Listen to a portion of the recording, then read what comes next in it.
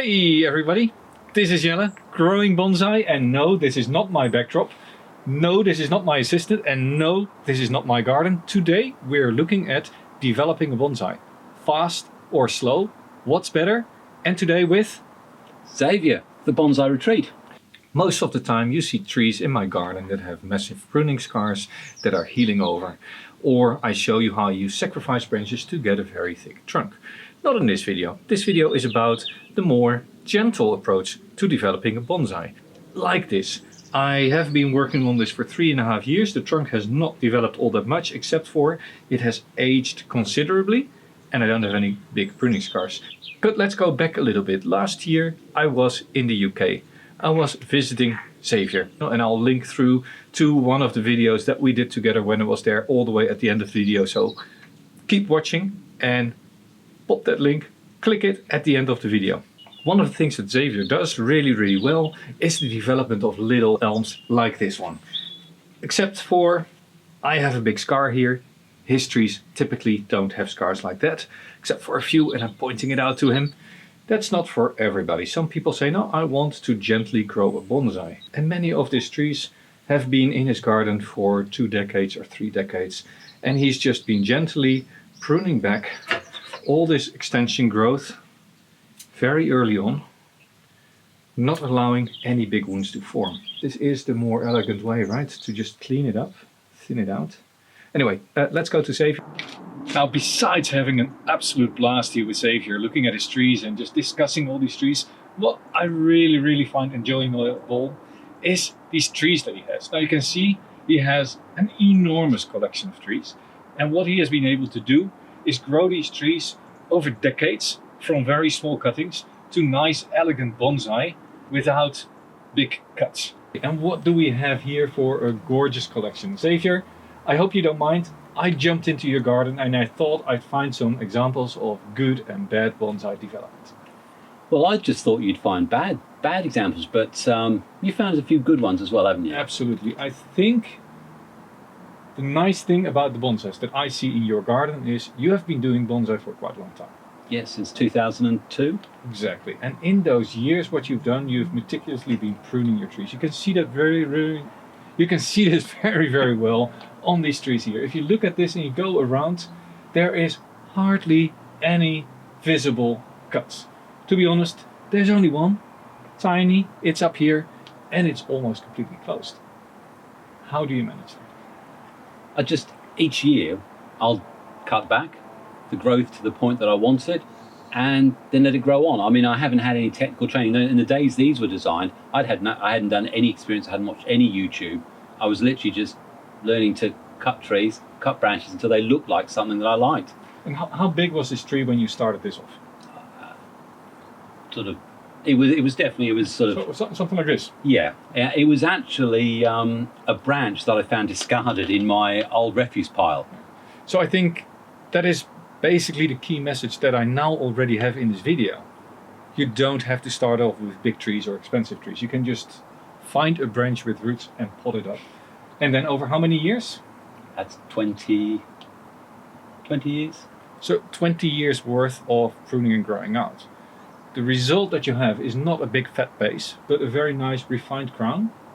Lots of movement here in the top. The branches that are thick at the base, thinner at the end, thick at the bottom, thinner towards the top. A really nice and elegant, well-developed bonsai. And I think this is a prime example of how you can do bonsai without growing big bad trunks with big bad scars. I know, you're practicing your English still, aren't you? We are in England, by the way, and I know Jelle does his best, but... Now, what I have noticed, right? This tree, scarless. Can I put in one thing? Yeah. And I said at the beginning, if anyone's never had wire, it's never even seen a spool of wire, so you don't need wire either. Well, I didn't, certainly. It does, however, take a long time. And that is why I'm very surprised when I look at this tree. And this tree, I understand, is a very recent addition. It was given to you by a good friend of yours, so we're not going to ask about the origin. Was it Jason? Yeah, it was Jason. We'll pop a link down below in the description to Jason's channel because he also does bonsai. But you got this from Jason. And now I've seen here, you've pruned these back. But you've left the stumps. Why is that? All I'm leaving about 1.5 centimetres or so. It's a big thing just about dieback really. I want to make sure that there's a bit of space because I want to utilise the new buds, and I'll just seal off the tops, and then the following year I'll prune the back closer, which is what I've done with all of these. And that's how you get these scarless trunks. I've never thought about it as scarless, but yes, that's what happens. Well, I'm happy that you haven't thought about it because I'm going to bring in another tree. And you're going to be embarrassed. You know why I brought this out, right? So look at this tree. This is also in Xavier's garden. And here you see this very big ugly scar. Can you actually see this? Look here, there's a massive, massive pruning scar. This big scar doesn't fit your trees. To be honest, I was lucky enough, or unfortunate enough, that in 2017 I found a little nursery that had a lot of very, very low-priced imports from either China or wherever it's come from. And I picked up about 20 Chinese elms. And this was one of them, and it was in that typical, you know when you go to the supermarket and you see them and they're full of branches everywhere, and I cut loads and loads of branches off. But actually, until Jelle just pointed out, I hadn't really thought about that great big ugly scar. To be honest, I am the sort of person who likes big trunks, so my trees are often grown out with very long branches. I cut off the branches and then I get the scars to close. You don't have a lot of experience in closing those scars, I think, because this seems to have gone untreated. Yeah, I'll be honest, I've really only started using cut paste and thinking about scar and wound healing over the last 5 or 6 years. And although I had this, I took all the sort of secondary branches I didn't want off when I first got it, before I even thought about it. And that wound was already there, and I just thought it's already there. I didn't really give it any thought at all. It didn't seem a big part for me. Now it is late in the season, so I don't really recommend now working on the scars. It works a lot better if you do that at the start of the growing season, because obviously the whole growing season ahead, the wound can close over. But next to you have a nice concave cutter. And that is of course the tool that you use for this. If you use these, you can go onto the wound and you just cut back the old parts of the wound, hollow it out so that the wound is actually deeper than the rest of the trunk. What you see here, this was just cut with your regular garden shears. They probably just cut the top off and then regrew. And this is typical for nursery material. You go to a nursery and you find a commercial elm. Normally you'll find a big fat cut on top and a few branches coming out. I think this is what that looked like as well. But if you then take a concave cutter, you prune away this so that it is below the rest of the trunk. Over the years, ideally with cut paste, it will close over. I don't think we're going to do that now. No. But something to consider for your trees, that you can actually take these scars and still make them disappear. I think it's wonderful. I'm so happy you pointed that out to me, and some people say that's really obvious, but I hadn't thought about it. And because of that, I think next spring, probably on my channel, I might actually do a little thing where I take that out, and then maybe we'll follow the progress of how long it takes to heal. That would be really, really cool. Might be a few years before the video comes out though.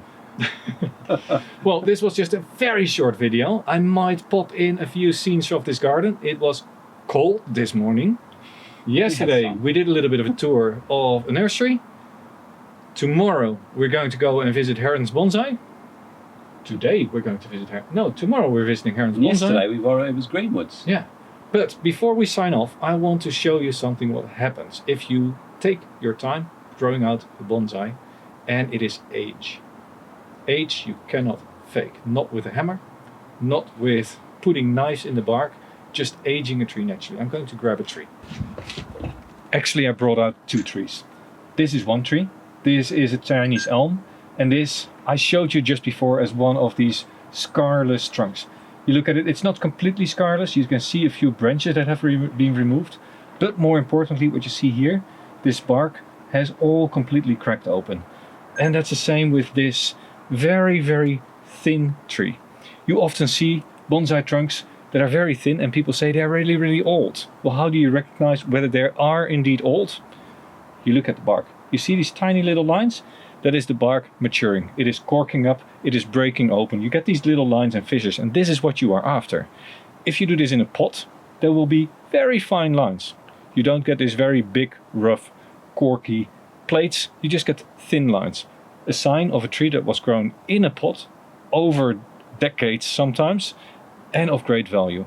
Now, for the design of these trees, we can have a lot of discussions, but let's not do that in this video. Let's go back to Xavier and let's hear where these trees came from. So Xavier, I just pulled this one out. This also looks like a very old elm. What's the story? It's exactly the same age as the other one you've seen. Both of them were cuttings of just a parent Chinese elm. Yep. One was kept in a small pot, which was this one. The other one was in a small pot for the first year, and then I put it into a growing bed for 3. Right, so but this has basically all its life been growing in a pot like this. Yes. And now has nicely barked over. Very small leaves. Do you know how small these leaves are? This is the effect of growing in a small pot, holding back on fertilizer, not allowing it to grow strong and big. It ages very naturally and creates a very nice, elegant bonsai. But at some point you will need to reduce the top a little bit. Now, last tree that I want to look in at this video, I think I know this. You should. I think we had a discussion on this tree last year in a video of yours on how to separate an air layer. It was about can you do 2 air layers off a single tree? And I'm disappointed with you. Why? This cut. Why didn't you clean it up? That was always like that. Is that? So basically what I'm trying to say to you is it is okay to leave a stump. You leave it for a year and then the sap flow to the top branches is redirected. But at that point, after a year, you need to clean this up, otherwise the bark will never grow over it. And that is a shame because it has all the makings of a nice elegant tree. This could come up a little bit more and you have a nice round crown here with a very low branch. This is a no-go in bonsai, but it makes for an interesting tree that people will talk about. And in fact, you also didn't clean this wound up. No.